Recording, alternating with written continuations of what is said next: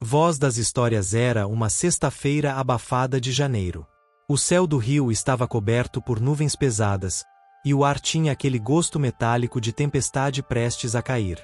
O porto estava mais silencioso que o normal. Não havia o vai e vem constante de caminhões, nem o grito dos estivadores. Apenas o som lento da água batendo contra o casco dos navios. Marcos estava ali para supervisionar uma carga. Um container recém-desembarcado de um navio que viera da Colômbia. Ele vestia uma camisa de manga comprida, levemente aberta no colarinho, tentando disfarçar o calor sufocante. Ao lado dele, como sempre, estava Breno, seu braço direito, quase um filho para ele.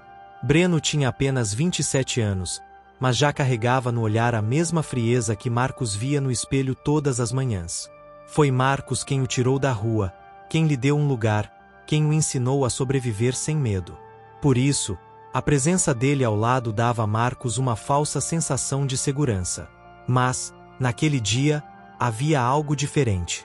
Breno não falava, não sorria, não fazia os comentários rápidos e sarcásticos de sempre. Os olhos dele pareciam medir cada movimento, cada pessoa, cada saída. Foi então que aconteceu. O primeiro tiro ecoou seco, cortando o ar pesado. Um dos homens de Marcos caiu de joelhos, o sangue escorrendo pelo canto da boca antes de tombar no chão. O segundo disparo veio quase junto, atingindo outro aliado no peito. Os gritos começaram. O som metálico das balas ricocheteando nos contêineres encheu o ar. "Mergulha!" gritou Marcos, jogando-se atrás de uma pilha de caixas. O cheiro de pólvora se espalhou, misturando-se ao odor salgado do mar e ao óleo dos navios. Marcos sacou a pistola, mas sabia que não adiantaria muito. A emboscada era grande. Tiros vinham de todos os lados.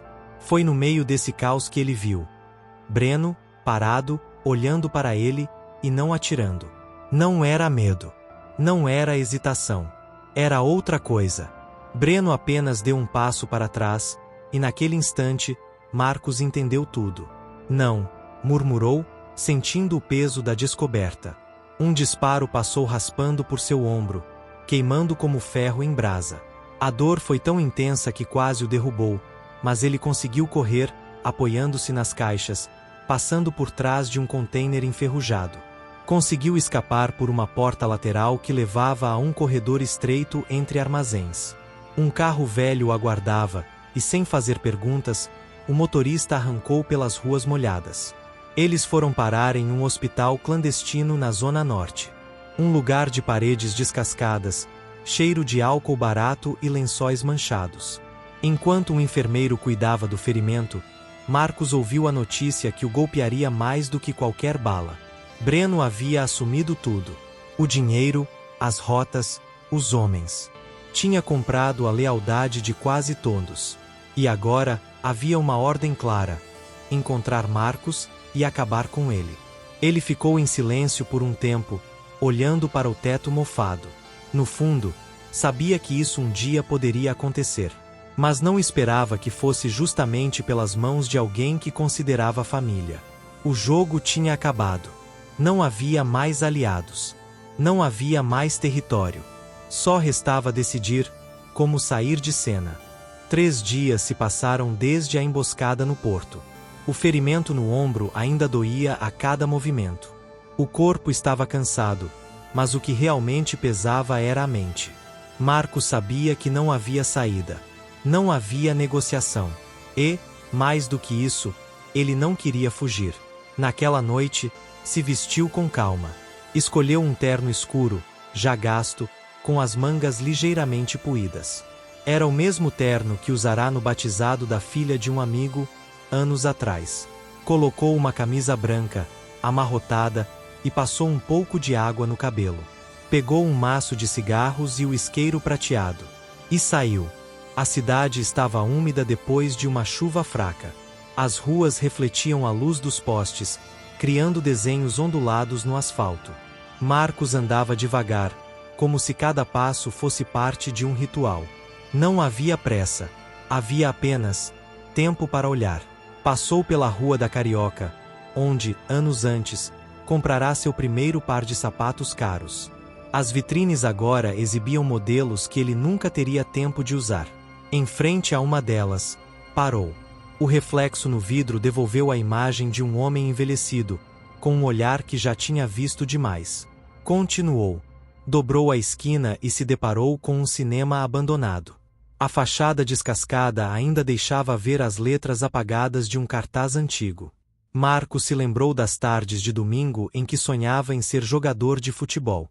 Lembrava-se de treinar no campinho de terra, imaginando aplausos. Mas, de alguma forma, o destino o havia empurrado para outro tipo de palco, onde os aplausos eram substituídos por tiros. Seguiu andando até uma pequena praça no centro. Um grupo de jovens conversava, rindo alto. Ele ficou à distância, observando. Por alguns segundos, viu ali o reflexo de si mesmo e dos amigos de infância. Meninos que acreditavam que tinham todo o tempo do mundo. Meninos que, como ele, não sabiam que o tempo, no morro, corre mais rápido.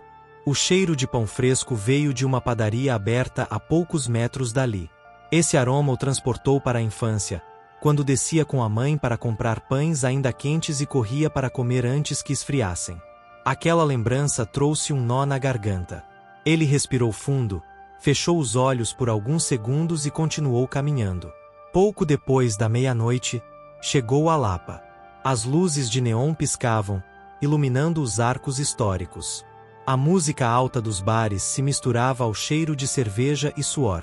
Casais riam, grupos conversavam, turistas tiravam fotos. Para todos eles, aquela era apenas mais uma noite no Rio de Janeiro. Para Marcos, era a última. Ele não entrou em nenhum bar. Seguiu reto até um beco estreito, quase escondido entre dois prédios antigos. A luz do poste mal tocava o chão úmido. Era o lugar perfeito para o que viria. Encostou-se na parede, acendeu um cigarro e tragou devagar. O som de passos começou a surgir ao longe, firmes e sincronizados. Não eram passos apressados. Eram passos de quem sabe exatamente para onde vai e para quê. Marcos permaneceu imóvel, como se estivesse esperando um velho conhecido.